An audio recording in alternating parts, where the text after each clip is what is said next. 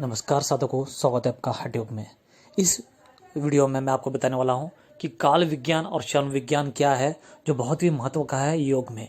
और यहाँ पर कुछ अलग अलग साधक अपने आप से यहाँ पर बात करते हुए विस्तृत जानकारी दे रहे हैं। तो चलिए शुरू करते हैं। प्रणवगिरी उच्च कोटि के साधक तो थे ही, इसके अतिरिक्त शास्त्र मर्मज्ञ भी थे, इसमें संदेह नहीं। अधिक से अधिक अपनी योग साधना पर जिज्ञासुओं का समाधान कर लेना चाहता था मैं उनसे। योग तंत्र से संबंधित जितनी भी साधनाएं हैं उनमें समय का सर्वाधिक महत्व है, इसलिए इसके विषय में मेरी जो जिज्ञासा थी वह सर्वाधिक प्रबल थी। तो यहाँ पर एक साधक दूसरे साधकों से कह रहा है, सुना है कि योग तंत्र के अंतर्गत 16 विज्ञान है, जिनमें काल विज्ञान और क्षण विज्ञान भी है। इन दोनों के संबंध में आपसे कुछ जानना समझना चाहता हूं मैं। मेरी इस जिज्ञासा का समाधान करते हुए गिरी बाबा बोले। अभी वो गिरी बाबा से पूछ रहे हैं और गिरी बाबा उनको आगे विस्तृत जानकारी दे रहे हैं। गिरी बाबा बोले, क्षण विज्ञान और दोनों का मूल विषय वास्तव में एक ही है, यानी कि योग विज्ञान और काल विज्ञान और क्षण विज्ञान दोनों का वास्तविक एक ही है।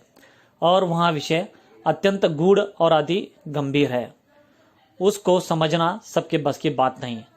फिर भी तुमको थोड़ा बहुत बतलाने की कोशिश करता हूं, ऐसे गिरिराज बाबा ने बोला। इतना कहकर कुछ क्षण के लिए गिरी बाबा शांत हो गए। फिर कहने लगे, समय शाश्वत है, उसकी शाश्वत परमात्मा का स्वरूप है, उसी शाश्वत परमात्मा का स्वरूप है। इसलिए गीता में श्री कृष्ण ने कहा है कि मैं अक्षय काल हूं, यानी कि शाश्वत समय हूं। शाश्वत समय आकाश का है चतुर्थ आयाम। जो अक्षय है वहां परमात्मा की अभिव्यक्ति है। काल अक्षय है, इसलिए वहां परमात्मा की अभिव्यक्ति है। स्थूल अथवा भौतिक जगत अस्तित्व का जगत है, और अस्तित्व में जो कुछ भी है वहां सब क्षणिक है। सब कुछ क्षीण हो जाता है और उसमें कुछ भी नहीं टिकता, सब परिवर्तनशील होता है। और उसके आगे कहा गया है, आपके कहने का तात्पर्य यह है कि जो कुछ भी है वहां दूसरे क्षण नहीं रहता। ऐसा मैंने कहा गिरिराज बाबा से। जरा इस तथ्य को गहराई से समझाना है। गिरिराज बाबा बोले, काल विज्ञान के अनुसार एक ही नदी की धारा में 2 बार उतरना संभव नहीं है। कैसे उतरा जाएगा? एक ही नदी की धारा में 2 बार संभव नहीं। जब तुम धारा में दूसरी बार उतरने जाओगे तब तक नदी कब की बह चुकी होती है। पहली बार नदी के जिस पानी का तुमने स्पर्श किया था उस पानी का दूसरी बार स्पर्श नहीं कर पाओगे। नदी बराबर बहती ही रहती है, बहने का ही नाम नदी है। नदी की धारा का प्रवाह सतत है, यानी कि कंटिन्यूसली बहाव है। जीवन रूपी नदी की धारा का प्रवाह भी सतत है, यानी कि समय की धारा का प्रवाह भी सतत है, वहां कभी रुकता नहीं है। उसमें भी वैसा ही बहाव बताया गया है। जीवन में भी दूसरी बार उसी बिंदु से हम आगे नहीं बढ़ सकते, वहां दूसरा बिंदु आ जाएगा। तो यहां पर बताया गया, उसी बिंदु पर खड़ा होना असंभव है जिस बिंदु पर एक क्षण पहले खड़े थे। इसी प्रकार एक क्षण पहले खड़े थे, इसी प्रकार एक क्षण पहले जो देखा था उसे दूसरे क्षण देखना संभव है, असंभव है। एक बार जो कुछ देख सुन लिया उसे की दूसरी बार देखना सुनना संभव नहीं। मानव जीवन भ्रांतिमय है, हर पल वहां भ्रांति में जीता है और रहता भी है भ्रांति में ही। तुम सोचते हो कि कल जो सूर्य उदय हुआ था वही आज भी उदित हुआ है, रोज एक ही सूर्य उदय होता है। नहीं, यहाँ तुम्हारा ब्रह्म है। आज यानी कि सूर्य नित्य रूपांतरित होता रहता है। कल जो सूर्य था वह सूर्य आज नहीं है, प्रतिपल परिवर्तित होता रहता है सूर्य में। दीपक की लौ भी प्रतिपल बदलती रहती है। रात्रि में जिस दीपक को तुम जलाते हो प्रातःकाल सोचते हो कि उसी दीपक को बुझा रहे हो। नहीं, यहाँ तुम्हारा ब्रह्म है। रात्रि में जो दीपक जला था वह ना जाने कितनी बार बुझ चुका। उसकी लौ प्रतिपल खो रही थी आकाश में, और उसके स्थान पर दूसरी लौ प्रतिपल स्थापित हो रही थी। वास्तव में परिवर्तन की क्रिया इतनी तीव्र गति से होती है कि 2 पलों के बीच के खाली स्थान को देखना मानव दृष्टि के लिए असंभव है।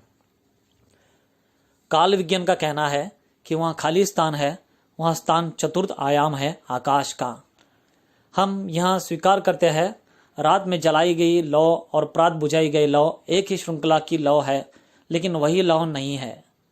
एक छोटे से दीपक की लौ इतनी त्वरित गति से परिवर्तित होती है तो सूर्य जैसा भयंकर अग्निपिंड कितनी त्वरित गति से परिवर्तित हो रहा होगा, कल्पना करना कठिन है। कहने का तात्पर्य यह है कि संसार की प्रत्येक वस्तु और उस वस्तु के प्रत्येक कण में बराबर कल्पनातीत गति से परिवर्तन हो रहा है और होता रहेगा। जड़ चेतन में जो कुछ भी है वह सब तीव्र गति से चल रहा है। तो यहाँ पर देखिए बताया है कि क्षण और काल विज्ञान कैसा बह रहे हैं, वह बिल्कुल रुकते नहीं है, वह हर बार परिवर्तन होते रहते हैं।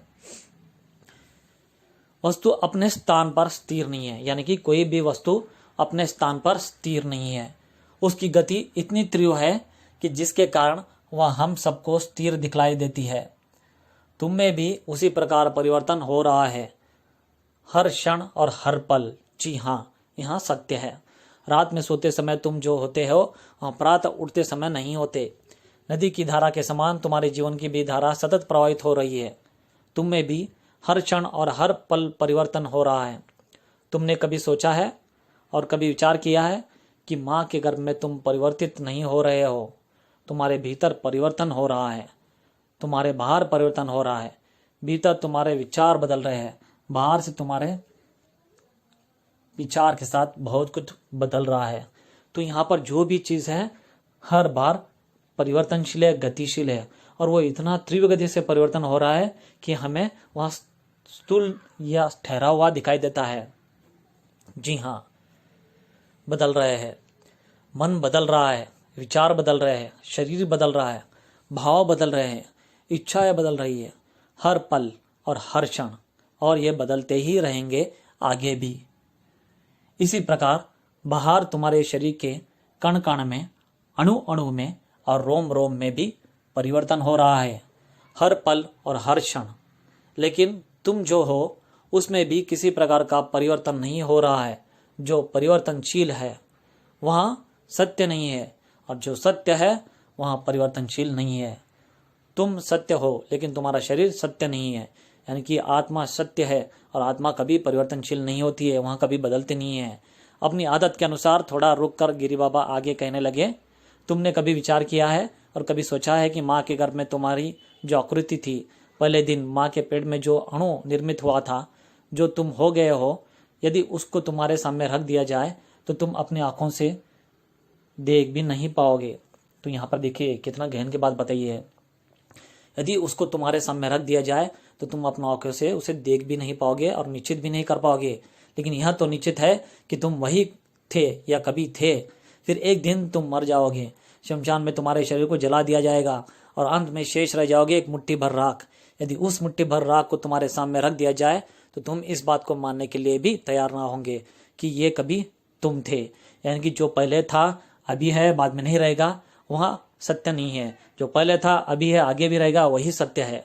तो ये शरीर पहले था अभी है बाद में नहीं रहेगा तो असत्य है, और जो आत्मा है वो पहले थी अभी है आगे रहेगी, वही सत्य है। तो ये था काल विज्ञान का छोटा सा वीडियो। आपको इसमें पसंद आया हो तो मुझे ज़रूर कहना। इसका अगला वीडियो मैं विस्तृत जानकारी के साथ डालूंगा अगर से आपको पसंद आया हो तो। और जी हाँ, अच्छा लगा हो तो लाइक करना, शेयर करना, ताकि दूसरों को भी पता चले ये जो ज्ञान है। तो बस इतना ही कहना था इस वीडियो में। मिलते हैं अगले वीडियो में, तब तक के लिए बाय बाय, जय हिंद।